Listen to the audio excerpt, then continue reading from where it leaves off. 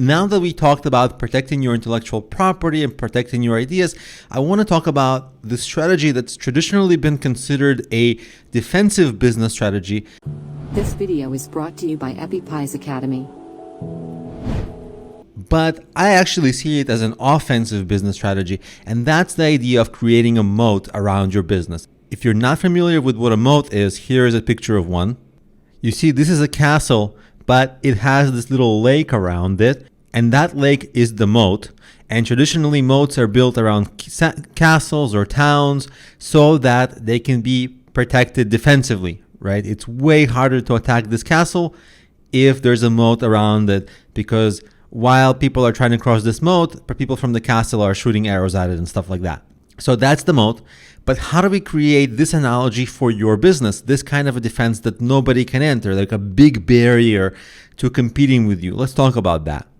So I'm going to call this a defensive attacking strategy. Why? Because when you're successful, everyone is going to copy your success, no question.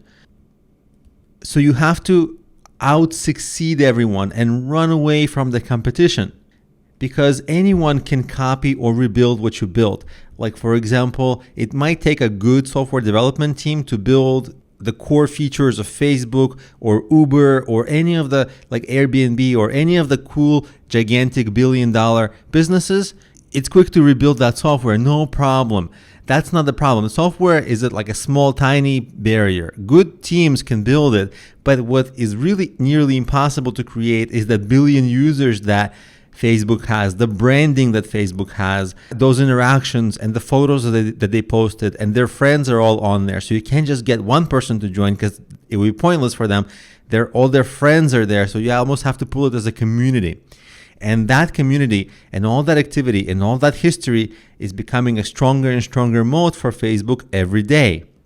So let's talk about what kind of businesses moats apply to and how you can build one for yourself. And the reason I say that it's a defensive attacking strategy is because you have to go on the attack and outcompete and outgrow.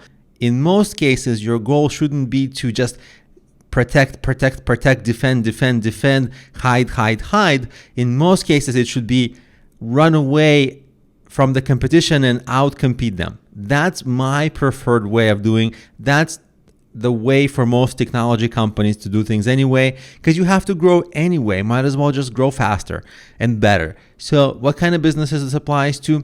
A lot of brokering platforms. What that means is bringing people together. This can be dating, right? Men and women, or different people, bringing them for dating. Social sites like Facebook, communities, forums where people are used to posting and they come back to posting, things like that. Also, if you bring together buyers and sellers, for example, Amazon, or creators and consumers like YouTube or course sites, at some point, these sites, they have what's called critical mass, after which it's incredibly difficult to catch up to them, and they just grow because they grow their brand recognition, because a lot of people use them, a lot of people talk about them, but also they grow their user base. Also, a different type of a situation where a moat is used is for highly reviewed products or services. Let me show you an example of that. I'm actually on Udemy, and I searched for product, a blender. It's a technology. The reason I searched for it is in this space, there is one person with a moat. It's this course. You see the one with the dinosaur? Why is there a moat? Because he's got 30,000 reviews. The next person has 4,000, which is in itself a moat, but the next people have like 400 reviews, 27. You see, it really drops. Even though it's a lot of reviews, it's nothing compared to this first person. That's a moat.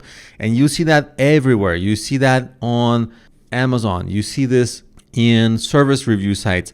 Companies with a lot more reviews than other companies or products, that's their moat. And they just get that moat, and people buy because of the 30,000 reviews.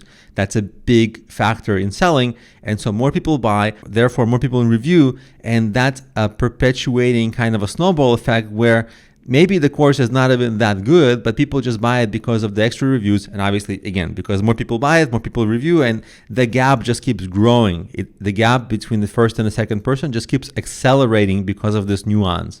The same that happens with YouTube views, that happens with Amazon products, that happens in a lot of platforms you might sell. So that's the idea of a moat. Don't think of it defensively, and don't rely too much on defensive strategies. In business, you have to attack and be really aggressive. Most of the time, that is more valuable and more effective than pursuing purely defensive strategies.